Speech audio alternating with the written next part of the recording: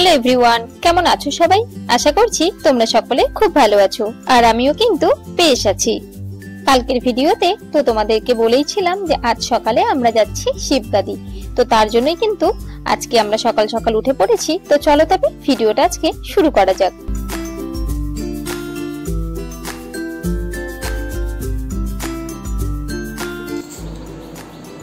এখন ওই 5:35 মতন বাজে। আমি সকাল সেই 4টার সময় ঘুম থেকে উঠেছি, 5টার সময় বেরোনোর কথা ছিল। কালকের ভিডিওতে তো আপনাদেরকে বলেইছি যে আমরা আজকে ভোরে যাচ্ছি হচ্ছে শিবগাছি বলে একটা জায়গা রয়েছে, শিবপুরের মন্দির, খুব সুন্দর নাকি জায়গাটা। তো সেখানে তো যাই হোক 5টায় বেরোনোর কথা ছিল, এখনও বেরোতে পারিনি কারণ গাড়ি রেডি করা হচ্ছে। আর হচ্ছে আমাদের তো সেরকম ছোটো কোনো গাড়ি নেই, ওই কী গাড়ি বলে ওগুলো গাড়ি, তো ওপরে পলিথিন টাঙাতে হবে, নিচে তোষক পাতা, রাতে কিচ্ছু রেডি করে রাখেনি। তো সে কারণে এখন রেডি করছে, তাও অনেকটা সময় হয়ে গেল। সকলেই আমরা রেডি। সকাল 4টায় ঘুম থেকে উঠে আমি বাসন মাজা, ঘর ঝাড় দেওয়া সব কাজ করেছি, এমনকি স্নান করে গোপালকে পর্যন্ত জাগিয়ে দিয়েছি। তো যাই হোক, দেখা যাক এখন কখন বেরোনো যায়। এই যে ঘড়ি 5:25 মতন বাজে, এখন বেরোনোর পালা। বেরোনোর সময় আপনাদের সঙ্গে আবার দেখা হবে। এখন বাজে 6টা, আর গাড়িটা বাড়ির সামনে চলে এসেছে। আমরাও বাড়ির সামনে সকলেই দাঁড়িয়ে রয়েছি। তো গাড়িটা যখন রেডি হয়ে গেছে, ভাবলাম গাড়িটাকে একটু পুজো দিয়ে নিই। ওই একটু চাকাতে ইঞ্জিনে জল দিয়ে ধূপকাঠি রেখে দিচ্ছি। এতটা দূরে রাস্তায় যাব, সকলে যেন খুব ভালোভাবে গিয়ে আবার ভালো মতো ফিরে আসতে পারি, এটাই কাম্য। আমরা যাচ্ছি 12 জন মতন, আর ড্রাইভার দিয়ে 13 জন। তো 12-13 জনের তো সেরকম কোনো ছোট গাড়িগুলো পাওয়া যায় না, আর ওই বাস টাসে করে আরো বেশি সিটের। তো সে কারণে এই গাড়িটা করা। এই গাড়িতে আমরা একবার গেছিলাম বাবাধাম, তো সেরকম কোনো অসুবিধা হয় না, বেশ খোলামেলাতে যাওয়া যায়।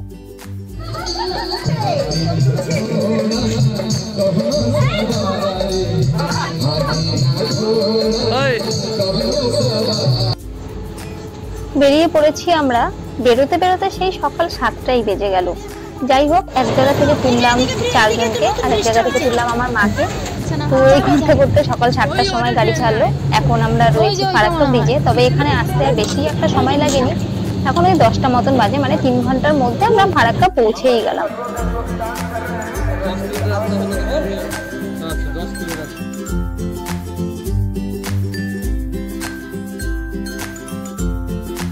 পৌঁছে গেছি আমরা শিবগাদি। এখানে আসতে আমাদের সময় লাগলো ওই 5 ঘন্টা থেকে মিনিট 10 মতন কম। তো আরো আমাদের সময়টা কম লাগতো, কিন্তু রাস্তাটা এত পরিমাণে খারাপ, বিভৎস খারাপ যে বলার কথা নয়। ভিডিওর মাধ্যমে আপনারা কোথাও কোথাও হয়তো দেখতে পেয়ে থাকবেন। আসার সময় আমি সেরকম একটা ভিডিও করতে পারিনি, যদি যাওয়ার সময় ক্যাপচার করতে পারি। তো যাই হোক, সে কারণে আমাদের সময়টা আরো বেশি লাগলো। আর ফারাক্কা থেকে কিন্তু বেশ ভালো পরিমাণ ভেতরে, ওই প্রায় 60 কিলোমিটার মতন হবে। এখন আমরা পার্কিং এ দাঁড়িয়ে রয়েছি, আর সবাই একটা করে গামছা নিয়ে নিয়েছে, কেউ আর ফারাক্কাতে স্নান করতে পারিনি। এখান থেকে আমরা হাঁটা শুরু করব। ওই দেখুন আমাদের দলের সবাই হাঁটতে শুরু করে দিয়েছে। তবে রাস্তা কিন্তু ভীষণ কুচি, আপনারা চাইলে জুতো পরে আসতে পারেন। জুতো পরে এখান থেকে হেঁটে কিন্তু আপনারা যেতে পারেন, কারণ এখানে তো আর কোনোখান থেকে জল তুলে নিয়ে আসার সেরকম কোনো ব্যাপার নেই। আর আপনারা যদি জল তুলে নিয়ে আসেন তাহলে তো খালি পায়ে অবশ্যই আসতে হবে। আমরা জল টল ওখান থেকে নিয়ে আসিনি, ইচ্ছে ছিল ফারাক্কা থেকে স্নান করে জল নিয়ে আসবো।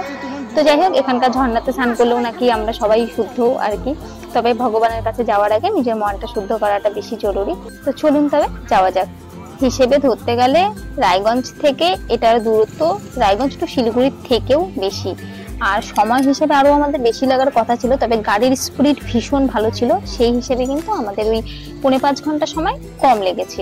এই দেখুন রাস্তায় কত পরিমাণে কুচি। এই দেখুন বাঁদিকের এটা যে দেখছেন, এটা হচ্ছে বাইক স্ট্যান্ড। ওইদিকে ছিল গাড়ির 4 চাকা গাড়ির যত স্ট্যান্ড সেগুলো। আর এখান থেকে কিন্তু শুরু হয়ে যাচ্ছে প্রচুর পরিমাণে দোকান। আর এটাকে ওই ওনারা নাম দিয়েছেন শ্রাবণী মেলা বলে। তো বাবাধামে আপনার যেরকম আমরা দেখতে পাই যে প্রচুর দোকান প্রাসাদ রয়েছে, সেরকম ধরনের কিন্তু এখানেও রয়েছে। আর প্রত্যেক দোকানে কিন্তু ফুল, বেলপাতা, নারকেল, জল সব কিছু কিনতে পাওয়া যাচ্ছে। চারপাশে প্রচুর যেহেতু দোকান রয়েছে, তবে আমাদের আর সেরকম ইন্টারেস্ট আমরা পাচ্ছি না, কারণ এতটা রাস্তা আমরা জার্নি করে এসেছি। সেই সাথে কিন্তু রাস্তা এত পরিমাণে খারাপ, যেমন বেঙ্গলের তেমন ঝাড়খণ্ডের রাস্তা এমন পরিমাণে খারাপ, যাতে কিন্তু আমাদের জার্নিটা প্রচুর বেশি মনে হচ্ছে। আমরা সকলেই ভীষণ টায়ার্ড হয়ে পড়েছি। এখানে রয়েছে খাওয়ার দোকানগুলো, আমরা জল টল ঢেলে এখান থেকে খাওয়া দাওয়া করবো, কারণ আমরা বাড়ির থেকে সকালে কেউ সেরকম কিছুই খেয়ে আসিনি, প্রত্যেকেই খেয়ে এসছে 1 কাপ করে চা। তো রাস্তাতেও আর আমরা কেউ খাইনি। তো চলুন তবে এবারে মন্দিরে যাওয়া যাক। এর কাছাকাছি জানেন তো স্টেশনও রয়েছে, তা দেখে বুঝতে পারলাম যে ট্রেনে করেও কিন্তু আসা যাবে। ফারাক্কা বা মালদা থেকে ট্রেন ধরে এখানকার স্টেশনের যেন নামটা কি দেখলাম, তো যাই হোক সেখানে এসেও কিন্তু এখানে আসা যাবে। ও হ্যাঁ, পরিচিত একজনের সাথে দেখা হলো, তার বাড়ি জিয়াগঞ্জ। সে বলল এখানকার স্টেশন থেকে ট্রেন ধরলে সেই জিয়াগঞ্জে যেতে সময় লাগবে 3 ঘন্টা। এবার জিয়াগঞ্জ থেকে মালদা বা ফারাক্কা যেতে যতটা সময়। এই হচ্ছে মন্দিরে ঢোকার আগে সেলফি জোন বা মন্দিরের প্রাঙ্গণ যেটা বলা যায়। তো এখানে রয়েছে ব্যারিকেড, এর ভেতরে কিন্তু আর কোনো রকমের কোনো গাড়ি টাড়ি আর কিচ্ছু এন্ট্রি হবে না। একদম আমরা মন্দিরের কি বলবো গ্রাউন্ডেই চলে এসেছি। সামনেই রয়েছে মন্দিরে ঢোকার গেট, আর তার আগে রয়েছে বাথরুম, স্নান করার জায়গা, এমনকি কাপড় চেঞ্জ করার জায়গাও কিন্তু ভীষণ ভালো রকম রয়েছে। এখানে যে ড্রাইভার আমাদেরকে নিয়ে এসছে তার তো সবটাই চেনা ছিল, এই যে হচ্ছে আমাদের ড্রাইভার। তো সে কিন্তু আমাদেরকে সবটা ভালো মতো একবার করে দেখিয়ে দিল। এটা হচ্ছে দান কাউন্টার, এখানে চাইলে আপনারা নিজেদের ইচ্ছে মতো দান করতে পারেন। সামনে এগিয়ে গেলে দেখুন বড় বড় 2 সাইডে 2টো কুলার রাখা রয়েছে নিজেদের কাপড় শুকানোর জন্য। আমরাও কিন্তু সেই কাজটাই করবো বলে প্ল্যানিং করে নিলাম। দিয়েছে এই যে খাবার জল, আর ওই যে দেখুন সামনে দেখা যাচ্ছে ঝর্ণাতে সকলেই স্নান করছে, সেখানেই কিন্তু সকলকে স্নান করতে হবে। তার বাড়ি থেকে আমরা কয়েকজন স্নান করেই এসেছিলাম, যেমন ধরুন আমি, আমার এক দিদি, আমার মা, আরও একটা ফ্যামিলি এসেছে, সেই ফ্যামিলির যে মহিলা রয়েছেন তিনিও স্নান করে এসেছিলেন। তো যাই হোক আমরা খুব একটা বেশিভাবে স্নান করবো না বলে ভাবছি, তবে আমি এই ঝর্ণাটা দেখে আর লোক সামলাতে পারছি না। যখন আমার হাজব্যান্ডে স্নান করছে আমরা ভীষণভাবে আনন্দ পাচ্ছি। দাঁড়ান একটু ঘন্টাটা বাজিয়ে নিই, তারপরে ডালা নিয়ে উপরে যাব। ওই যে আসার সময় দেখেছিলাম দোকানগুলোতে সমস্ত ফুল, বেলপাতা, জল সবকিছু পাওয়া যাচ্ছে, সেখানে ছেলেরা সব গেছে এক একজনের এক একটা করে ডালা আনতে। ডালা নিয়ে চলে এসেছে, এই দেখুন আমার হাতে ডালা। এখানে দিয়েছে ফুল, বেলপাতা, ঘটের জল, আর নারকেলটা আলাদা করে কিনতে হয়েছে। তো আলাদা করে নারকেল কিনে সেটাও আমরা নিয়েছি। ও হ্যাঁ, ধূপকাঠি, ম্যাচ সবই কিন্তু দিয়ে দিয়েছে। এই ডালাগুলো নিল 60 টাকা করে, আর নারকেলটা 50 টাকা। টোটালে আমাদের পড়লো 110 টাকা করে প্রত্যেকের ডালা। চলুন তবে এবারে এই সিঁড়ি দিয়ে উপরে ওঠা যাক। বেশ অনেকটা সিঁড়ি, দেখে তো বোঝাই যাচ্ছে। চলুন তবে আমিও এগোই সবার আগে। বেশ অনেকটা সিঁড়ি উঠে এসেছি, একটু বসেছি, দেখুন কতগুলো সিঁড়ি। চলুন তবে আর বসবো না, চলেই যখন এসেছি ওই যে এখানেই তো সিঁড়ি শেষ। এবার গিয়ে আগে বাবার মাথায় জলটা টুক করে ঢেলেই ফেলি।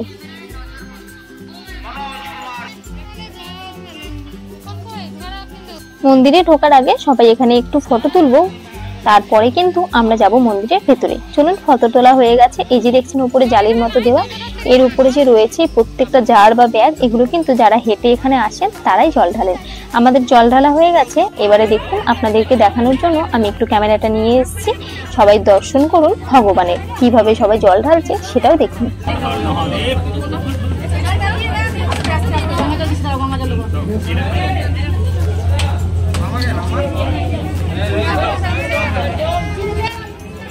যেহেতু শ্রাবণ মাস শেষের মুখে, সে কারণে কিন্তু রয়েছে ভীষণ পরিমাণে ভিড়। এই দেখুন পাহাড়ের ভেতরে গুহার মতন করে মন্দিরটাকে তৈরি করা হয়েছে। তবে হ্যাঁ, গুহার কিন্তু কোনো জায়গায় উঁচু, কোনো জায়গায় নিচু, তাই কোনো জায়গায় লম্বা মানুষও লম্বা হতে পারছে, কোনো জায়গায় আমাদের মতো 5 ফিটের লোকও কিন্তু মাথায় দুটো খাচ্ছে। এই দেখুন আমার মাও খেয়েছে মাথায় দুটো।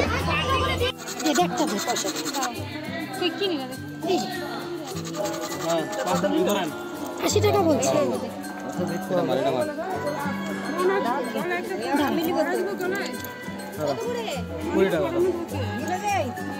শোনার পরে যেটা বেরোবে সেটাই দিব।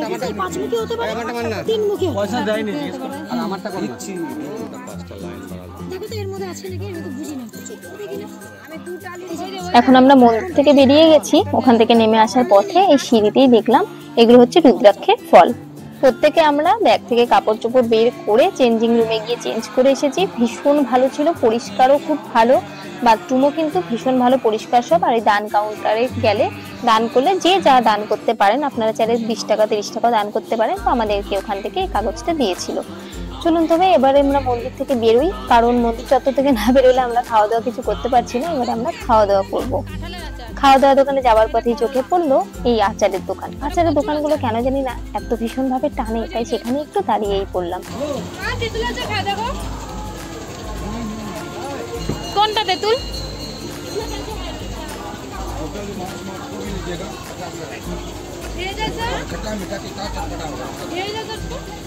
কি টক টক ঝাল ঝাল আছে?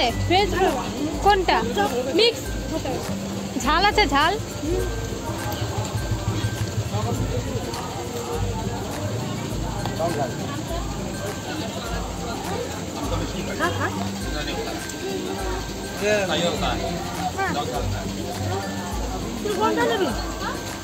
খাই দেখা কেমন কেমন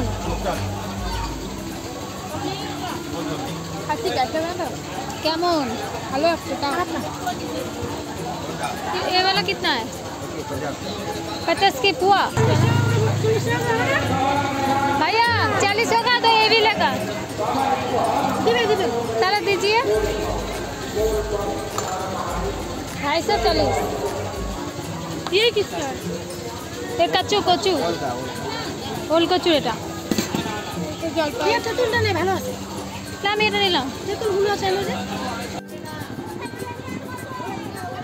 এই দোকানটাতে এসেছি আমরা খাবার খাবো বলে তো এখানে বলেছি খাবার দিতে তো যাই হোক এখন আমরা একটু খাবারটা খেয়ে নিই ভেজ খাবারই এখানে পাওয়া যাবে ভেজ বলতে পেঁয়াজ রসুন কিন্তু এই দোকানে একদমই পাওয়া যায় না আপনারা যারা একদম নিরামিষ খেতে চাইছেন তারা কিন্তু অনায়াসে এই দোকানগুলোতে খেতে পারেন এখন আমরা ফারাক্কার একদম কাছাকাছি মিনিট 10 এর মধ্যেই পৌঁছে যাব তবে হ্যাঁ আমরা এখানে দাঁড়ালাম একটাই কারণ আমরা আর কেউ পারছিলাম না আর গাড়ি জার্নি করতে প্রচন্ড ক্লান্ত হয়ে পড়েছি সকলে দেখো আজকে যেখানে আমি আমার মেয়ে অসুস্থ হয়ে যাই ও আজকে আমাদের সাথে ফার্স্ট টাইম আসছে ও অসুস্থ হয়েছে এটা ঠিক আছে কিন্তু স্ট্রঙ্গার মা ছেলে আজকে অসুস্থ হয়ে পড়েছে এই জন্য ওদেরকে চকলেট খাওয়াবো চিন্তা নাই খালি অপেক্ষায় আছি ভুতুর আমরা মাঝ রাস্তায় এখন গাড়ি থামিয়ে কি করছি ও একটা বাড়িতে এসে হাতে মুখে ভেজে জল দিচ্ছে কলে সবাই হয়রান ওটা লাউ নয় বাবা আর একটা জিনিস দেখাই আপনাদেরকে দাঁড়ান এই দেখুন কারোর বাড়ির তাও দেখাচ্ছি পারমিশন নেওয়া নেই তো যাই হোক কি সুন্দর চাল কুমড়া হয়েছে আর প্রত্যেকটা চাল কুমড়াতে বিড়া বসিয়েছে বোধহয় চাল কুমড়াগুলো বড় করবে আর হচ্ছে মোরব্বার জন্য মনে হয় কিন্তু এই সিস্টেমটা আমি আজকে প্রথম দেখলাম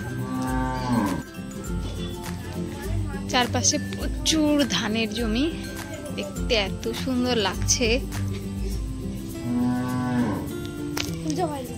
সুন্দর ধান হ্যাঁ মাঝে মাঝে একটু আম গাছগুলো আছে এদিকে সুন্দর ধানকে দেখে এই কথাগুলো প্রকৃতির এত সুন্দর একটা কি বলবো দারুণ একটা জায়গা সবারই পছন্দ আমরা ট্রেনের আওয়াজ পাচ্ছি ওখানে ট্রেনের স্টেশন দেখলাম তারপর তো ট্রেনে যেতে পারলাম না এটাই হলো সবথেকে বড় রুটটা জানা থাকলে অবশ্যই জানাবে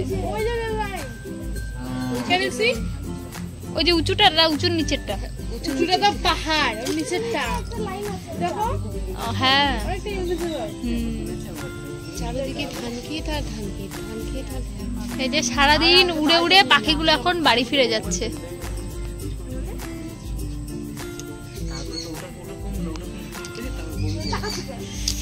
প্রকৃতিটা খুব সুন্দর কিন্তু খালি আমাদের কারোরই শরীর ভালো নেই শরীরটা বাড়ি ফিরে যাব কতক্ষণে কিভাবে সেটাই এখন সব থেকে বড় কথা